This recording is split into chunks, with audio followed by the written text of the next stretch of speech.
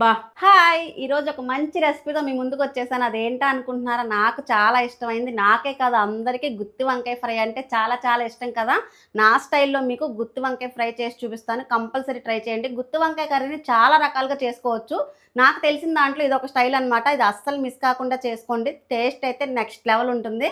ఇంకే మాత్రం లేట్ చేయకుండా మనం వీడియో స్టార్ట్ చేసేద్దాం. మనం వీడియో స్టార్ట్ చేయబోయే ముందు వీడియోని లైక్ చేసి ఛానల్ సబ్స్క్రైబ్ చేసుకొని పక్కనే ఉన్న బెల్ ఐకాన్ క్లిక్ చేయడం మర్చిపోవద్దు. ఇంకేమాత్రం లేట్ చేయకుండా వీడియో స్టార్ట్ చేద్దాం పదండి. ముందుగా స్టవ్ వెలిగించి ఒక ప్యాన్ పెట్టుకొని 2 టేబుల్ స్పూన్ల ధనియాలు, అలాగే ఒక 10 ఎండుమిరపకాయలు, 1 టేబుల్ స్పూన్ పచ్చిశనగపప్పు, 1 టేబుల్ స్పూన్ సాయమినపప్పు, అలాగే ఇందులో 1 టేబుల్ స్పూన్ నువ్వులు, 1 టీ స్పూన్ జీలకర్ర, 1 టీ స్పూన్ ఆవాలు, అలాగే కొద్దిగా చిటికెడు మెంతులు ఇవి వేసుకొని ఒకసారి డ్రై రోస్ట్ చేసుకుందాం. గుర్తుపెట్టుకోండి, మనం వేసిన ఇంగ్రీడియంట్స్ అన్నీ కూడా డ్రై రోస్టే చేసుకోవాలి. ఆయిల్ వేయవసరం లేదనమాట. చక్కగా స్టవ్ని లో ఫ్లేమ్లో పెట్టుకొని కలుపుకుంటూ కొంచెం క్రిస్పీగా అయ్యే వరకు వేయించుకుందాం. మనం వీటిల్లో నువ్వులు యాడ్ చేసుకున్నాం కదా, నువ్వుల ప్లేస్లో పల్లీలు కూడా వేసుకోవచ్చు. పల్లీలు వేస్తే ఒక టేస్ట్ ఉంటుంది. ఇలా మనం చక్కగా డ్రై రోస్ట్ చేసేటప్పుడు మంచి అరోమా వస్తుంది అనమాట. 2 నిమిషాలు వేగిని నాకు చూసారా, నువ్వులు చిటపట్లు ఆడుతున్నాయి కదా. ఈ సమయంలో మనం 2 టేబుల్ స్పూన్ల కొబ్బరి పొడిని కూడా వేసుకోవాలి. మీ దగ్గర ఎండు కొబ్బరి ముక్కలున్నా వేసుకోవచ్చు. నేను కొబ్బరి పొడి వేస్తున్నాను.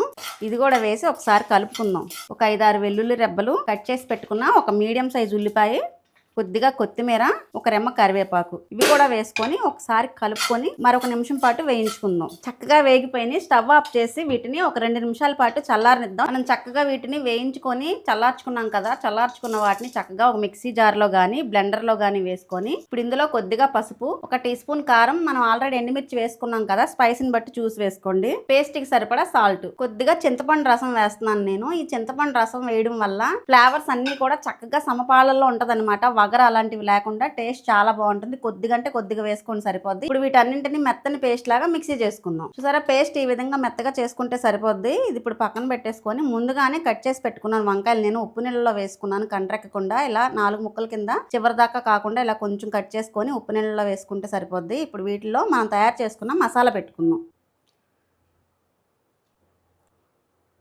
చక్కగా వంకాయకి సరిపడా ఇలా మసాలాను కూరేసుకొని వీటన్నింటినీ కూడా ప్లేట్లో పెట్టేసుకుందాం. ఇలా అన్ని వంకాయల్లో చక్కగా మనం పేస్ట్ చేసుకున్న పేస్ట్ని పెట్టేసుకొని ఇప్పుడు వీటిని ఫ్రై చేసుకుందాం. స్టవ్ మీద ఒక వెడల్పాటి బాండి పెట్టుకొని అందులో ఫ్రైకి సరిపడా ఆయిల్ వేసుకుందాం. కొంచెం వంకాయ ఫ్రైకి ఆయిల్ ఎక్కువే పడుతుంది.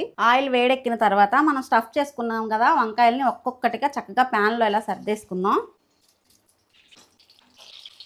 ఇలా వేసుకున్న తర్వాత స్టవ్ని లో ఫ్లేమ్లో పెట్టుకొని చక్కగా మూత పెట్టి సిమ్లోనే వీటిని బాగా మగ్గనివ్వాలి. 2 నిమిషాలు మగ్గిన తర్వాత మూత తీసి ఒకసారి వీటిని రెండో వైపు కూడా చక్కగా తిప్పుకుందాం వంకాయల్ని. ఈ వంకాయలు వేగడానికి కొంచెం టైం పడుతుంది కానీ చక్కగా మగ్గనివ్వాలన్నమాట. స్లో ఫ్లేమ్లో పెట్టుకొని ఈ వంకాయ ఫ్రై చేసుకోవాలి. మళ్ళీ మూత పెట్టేసుకొని స్టవ్ని అలాగే లో ఫ్లేమ్లో ఉంచుకొని వంకాయ మగ్గేంత వరకు కూడా అలాగే మగ్గించుకుందాం. వంకాయలో స్టఫ్ చేసిన తర్వాత గ్రేవీ మిగిలిపోయింది కదా, ఇది మిగిలిపోయింది వేస్ట్ అయిపోద్ది అనుకోకండి. దీన్ని మళ్ళీ యూజ్ చేసుకోవచ్చు మనం. మళ్ళీ వంకాయ కూర వండినప్పుడు కానీ, లేదంటే దొండకాయ ఉంటుంది కదా, సేమ్ దొండకాయ కూడా గుత్తొంకాయ లాగే 4 ముక్కల్లా కట్ చేసుకొని అందులో మసాలా పెట్టుకొని కూడా సేమ్ ఇలాగే గ్రేవీలా చేసుకోవచ్చు. లేదు మీకు ఇంకా పైన గ్రేవీలా కావాలి, టెక్స్చర్ ఇలా కాకపోయినా పర్వాలా, గ్రేవీ కావాలనుకుంటే అది వేగిన తర్వాత లాస్ట్ లో మనం 2 నిమిషాలు ముందు దింపుతాం కదా, అప్పుడు కొంచెం గ్రేవీలా వేసి పైన అది కూడా ఒక 2 నిమిషాలు వేగనిస్తే కొంచెం సెమీ గ్రేవీలా ఉంటుంది. మరొక 2 నిమిషాలు అయింది, మూత తీసి చూద్దాం. చక్కగా వంకాయ మగ్గుతుంది కదా. మీకు ఒక చిన్న టిప్, ఒకవేళ వంకాయలు మీడియం గా అంటే మరీ ముదురు కాకుండా మరీ లేత కాకుండా ఉన్నాయి అనుకోండి, మనం ఇలా వంకాయ వేసిన తర్వాత పైన కొద్దిగా ఇలా సాల్ట్ చల్లారంటే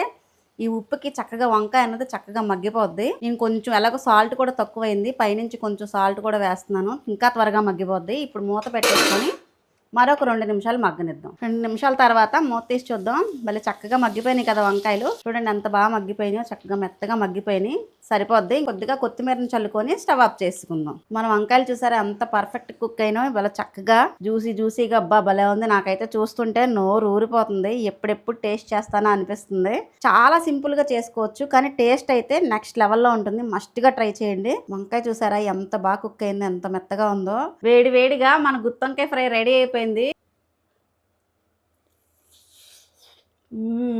బా నోట్లో పెట్టుకుంటే అలా కరిగిపోతుంది. ఎంత బాగా కుక్ అయింది చూసారా, మీకు కనిపిస్తుందా? అసలు అలా పెట్టుకుంటే అలా మెల్ట్ అయిపోతుంది. టేస్ట్ అయితే నెక్స్ట్ లెవెల్లో ఉంది. మిస్ కాకుండా కంపల్సరీ చేసుకోండి. మరో మంచి రెసిపీతో మరో వీడియోలో మళ్ళీ కలుద్దాం. మన వీడియోని లైక్ చేసి ఛానల్ సబ్స్క్రైబ్ చేసుకొని పక్కనే ఉన్న బెల్ ఐకాన్ని క్లిక్ చేయడం మర్చిపోవద్దు. బాయ్.